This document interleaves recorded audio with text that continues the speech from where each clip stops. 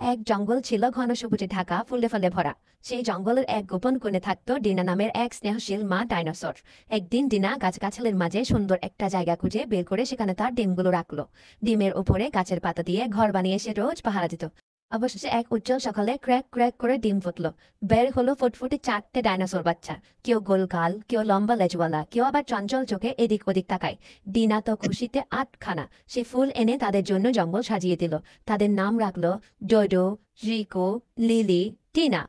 Dinner প্রতিদিন সকালে বাচ্চাদের নিয়ে বন চষে বেড়াতো। সে তাদের শেখাতো কোন ফুল বিষাক্ত, কোন গাছের নিচে সত্যি নিরাপদ। একদিন এক শিয়াল জঙ্গল ঘুরে ডিম খুঁজছিল। ডিনা বুঝতে পেরে বাচ্চাদের গুহার মধ্যে লুকিয়ে রাখলো। নিজে দাঁড়িয়ে গেল সামনের দিকে, ফুল আর পাতা দিয়ে তৈরি এক ছদ্মবেশে। শিয়াল কিছুই বুঝতে না পারে চলে গেল।